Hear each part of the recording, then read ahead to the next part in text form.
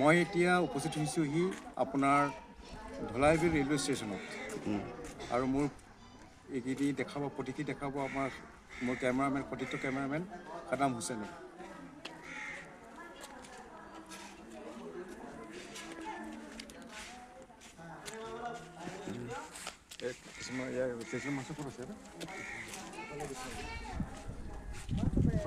এতিয়া উপস্থিত হৈছোহি আমাৰ গৌতম কলিতা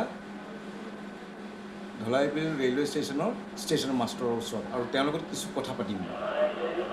খালি পেচেঞ্জাৰ ট্ৰেইন যি চাৰিখন আছে সেই চাৰিখনৰ ৰখাই দুখন আপোনাৰ যায় জোনাইলৈকে আৰু জোনাইৰ পৰা দুখন বেক কৰি আহে। মূলতে চাৰিখন পেচেঞ্জাৰ ট্ৰেইন আৰু ষ্টেপেজ আছে। বাকী যিখিনি ধৰক আপোনাৰ মেল এক্সপ্ৰেছ ইণ্টাৰচিটি সেইবিলাকৰ এতিয়া ষ্টেপেজ নাই আৰু যেনে ধৰক গণিপল এক্সপ্ৰেছ লাচিত কামৰূপ তাৰপিছত আপোনাৰ হ'ল ৰাজধানী তাম্বাৰাম দেওঘৰ হাপা কোনো ধৰণৰ মানে দূৰণি গোটেই ট্ৰেইনৰ ইয়াতে ষ্টেপেজ নাই আৰু এতিয়ালৈকে মানে যিকেইটা ট্ৰেইন যায় ইয়াৰ পৰা এইকেইটা ট্ৰেইনৰ ভিতৰত কোনো ট্ৰেইন মানে নৰখে। যিকেইটা নৰখা ট্ৰেইন হ'ল আপোনাৰ নাহৰলগুন এক্সপ্ৰেছ নৰখে আৰু কোনো নৰখে আৰু নাহৰলগুন নৰখে হয় হাপা দেওঘৰ হয় তাৰপিছত আপোনাৰ লাচিত দনিপলু হয় তাৰপিছত আপোনাৰ ৰাজধানী হয় কামৰূপ হয় তাম্বাৰাম হয় আটাইকেইখন ট্ৰেইনে ইয়াতে কোনো ধৰণৰ ষ্টপেজ নাই। মোৰ নাম শিশিৰ বৰঠাকুৰ, মোৰ ধলাইবিলত ঘৰ। মই এগৰাকী সাংস্কৃতিক কৰ্মী।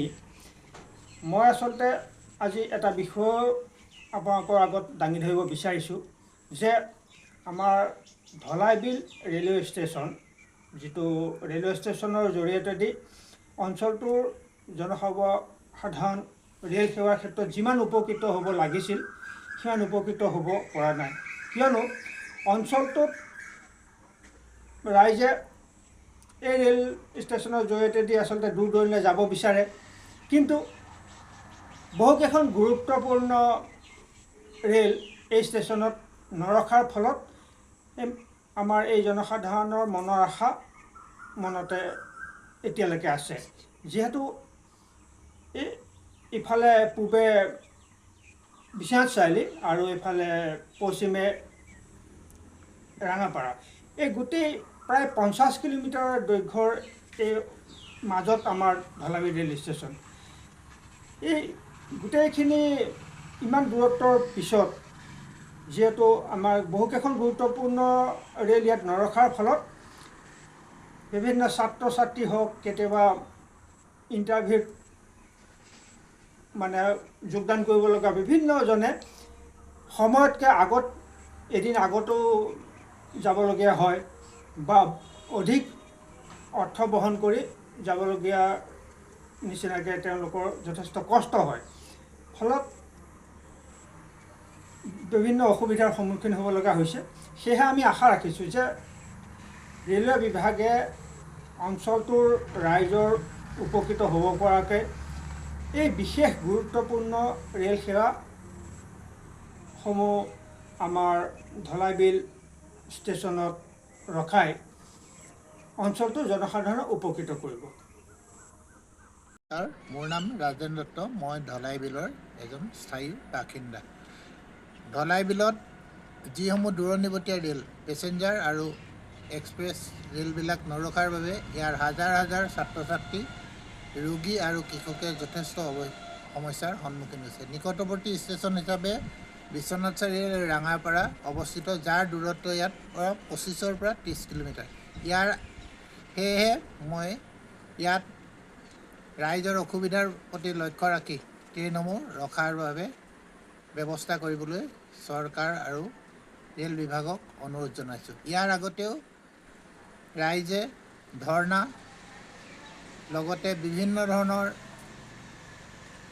দৰখাস্ত দিয়াৰ উপৰিও কোনো ধৰণৰ কাৰ্যকৰী হোৱা নাই। সেয়েহে ৰেল বিভাগক আৰু চৰকাৰক টানি অনুৰোধ জনাওঁ যাতে নিজৰ সুবিধাৰ প্ৰতি লক্ষ্য ৰাখি তেওঁলোকে ইয়াত ৰেলখন ৰখাৰ ব্যৱস্থা কৰে। ধন্যবাদ। মই শ্ৰী পদুম বৰা, এই অঞ্চলৰ এজন সাধাৰণ খেতিয়ক আৰু দুই এটা সমাজকৰ্মী, সমাজৰ কাম কৰি থাকোঁ। সমাজৰ কাম কৰোঁতে মোৰ যথেষ্ট দিন উকলি গ'ল, কিন্তু আমি এই অঞ্চলত এটা ডাঙৰ অভাৱ অনুভৱ কৰিছোঁ যে আমাৰ যাতায়াতৰ এনেকুৱা দিনতো আমাৰ যাতায়াতৰ বৰ অসুবিধা হৈ পৰিছে। আমাৰ নাতি দূৰে 4 লেন গুচি যোৱাৰ ফলত 4 লেনযুক্ত ৰাস্তা চলি যোৱাৰ পাছত আমি এই অঞ্চলৰ ৰাইজ যাতায়াতৰ ক্ষেত্ৰত যথেষ্ট অসুবিধাত পৰিছোঁ। এই অঞ্চলৰ এটা বৃহৎ অঞ্চল, চিৰুচাৰ পৰা ধৰি মৰিখুটি, বৰদিকৰাই, খকন বস্তি, আজাৰগুৰি, ধলাইবিল, 2 নং বৰপথাৰ, মুঢ়াদৌল, জামুগুৰি, তলকাবাৰী, পাণপুৰ, এই অঞ্চলটোকে ধৰি যথেষ্ট মানুহ আছে। আৰু ইয়াৰ প্ৰতি ঘৰৰ মানুহৰে কোনো প্ৰায়খিনি শিক্ষিত ল'ৰা ছোৱালী বাহিৰৰ অনুষ্ঠানত অধ্যয়ন কৰে, কিন্তু তেওঁলোকৰ যাতায়াতৰ ইমান অসুবিধা যে ইয়াৰ পৰা গৈ ৰাঙাপাৰা নহ'লে বিশ্বনাথ চাৰিআলিত থাকিবগৈ লাগে, থাকি আকৌ দিল্লীলৈ যাব লাগে, গুৱাহাটীলৈ যাবলৈ অসুবিধা। গতিকে ইয়াত ভাৰত চৰকাৰৰ ফালৰ পৰা ৰেলৱে বিভাগে, ৰেলৱে মন্ত্ৰীয়ে ইয়াত যেনে তেনে অন্ততঃ বাহিৰলৈ যোৱা ৰেলকেইখন কমেও 2 মিনিট সময় ৰখাই যদি এই জনসাধাৰণৰ কল্যাণ কৰে, তাত আমি নথৈ সুখী হ'ম।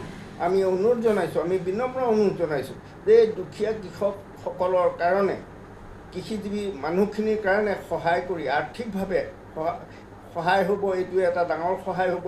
গতিকে ইয়াত 2 মিনিট সময় অন্ততঃ সকলো গাড়ী ইয়াত ৰখোৱাৰ ব্যৱস্থা কৰিব লাগে।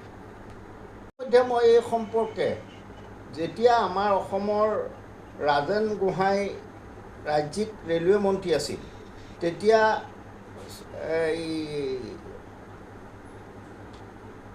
গুৱাহাটী মালিগাঁৱত এই সম্পৰ্কে ৰাইজৰ চহী লৈ দৰখাস্ত কৰিছিলোঁ। বিভিন্ন সময়ত 2খনকৈ আমি দৰখাস্ত দিলোঁ, মালিগাঁৱত দিলোঁ, বঙাইগাঁৱত দিলোঁ, কিন্তু তাৰ কোনো ফল নধৰিল। সেয়েহে পুনৰ আমি অনুৰোধ জনাইছোঁ যে আমাক অৱস্থাৰ প্ৰতি লক্ষ্য ৰাখি ভাৰতীয় নাগৰিক হিচাপে আমাক মৰ্যাদা দি অন্ততঃ এই বাহিৰলৈ যোৱা ৰেলকেইখন ইয়াত ৰখোৱাৰ এটা সুব্যৱস্থা কৰে যে